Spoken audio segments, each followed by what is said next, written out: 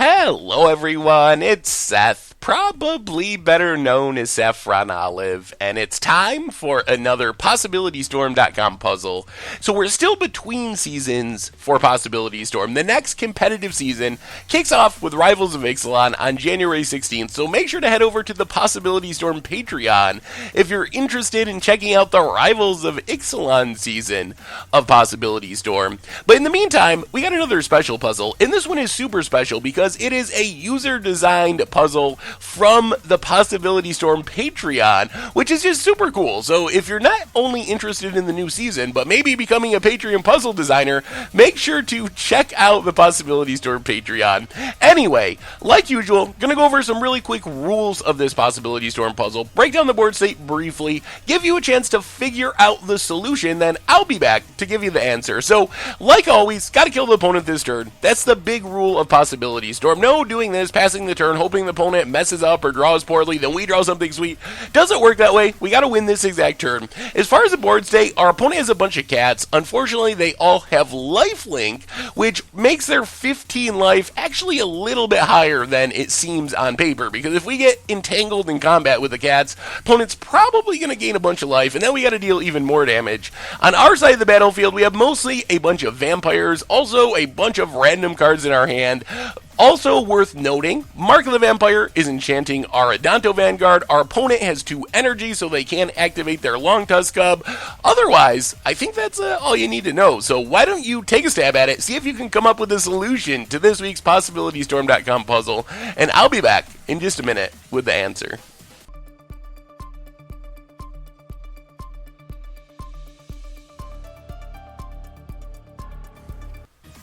So how did you do? Did you come up with the solution to this week's PossibilityStorm.com puzzle? So let's break down this board state a little bit more in depth. So opponents at 15 life, we have a board full of vampires. We only have one evasive vampire in Sky March Bloodletter. On the other hand, we do have a Sanctum Seeker, which gets in direct damage, gives us like a Vampire Hell Rider to drain away some points of life, so that is nice. Anointed Deacon can give one of our vampires +2/+0, also kind of helpful, put it on our flyer, get in more damage.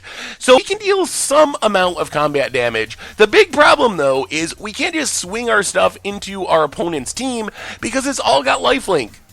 Regal Coracle, giving all of our opponent's cats lifelink, which means if we just swing our team into their team, our opponent's not at 15 life, they're at like 30 some life, some very high life total because of the lifelink, and even if we manage to get rid of Regal Coracle, they still have 3 2/2 lifelinky cats, which is another big concern.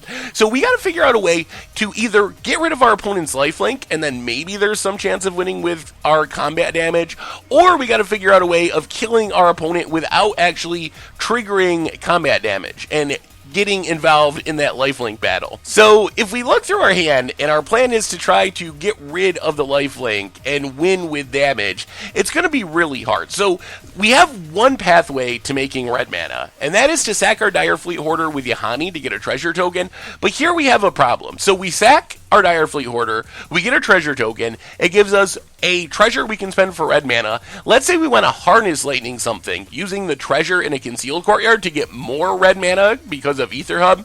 We can't kill the Regal Coracle. We can kill the Pride Sovereign, but it would take all of our energy. We can't kill the Long Tusk Cub, so we don't actually get rid of the lifelink problem. If we want to kill the Regal Coracle, we have to use Cut to Ribbons, but that doesn't give us another red mana, so we can't like follow up with Fiery Cannonade to get rid of the lifelinking cat tokens. So as far as I can tell, there's not a way to just get rid of the lifelink problem, which means we should probably focus on killing our opponent without getting involved in actual combat with our opponent's lifelinking creatures, because then they'll just gain so much life that we won't have a chance. So since I don't think we can win by killing our opponent's stuff, I think we got to get tricky in combat. So let's go to combat.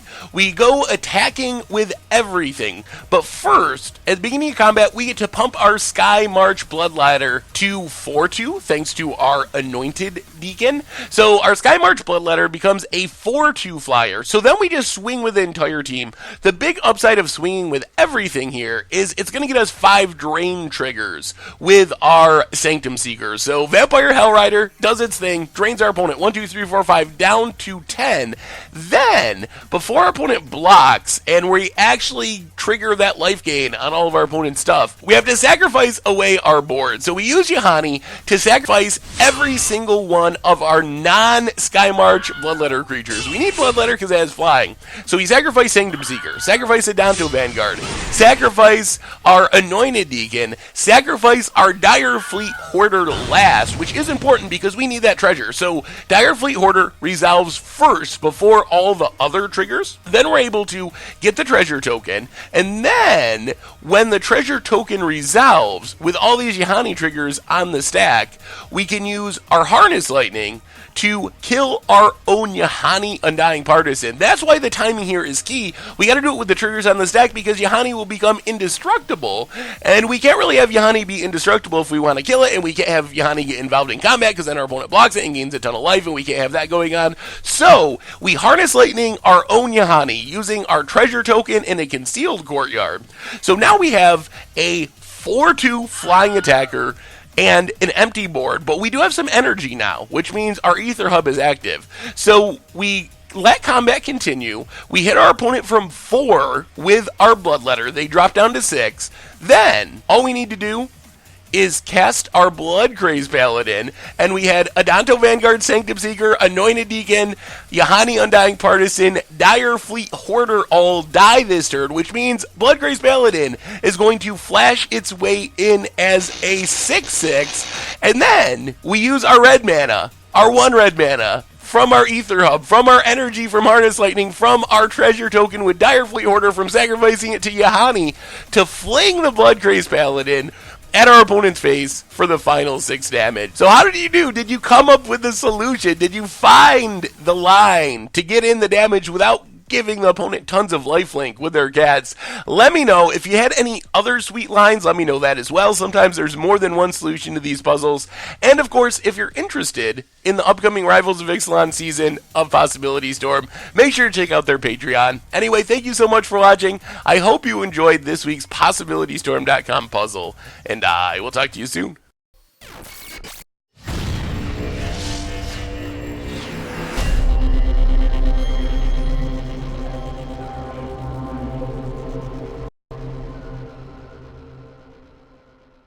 Thanks for watching the video. If you enjoyed it, help us out by clicking that like button down below.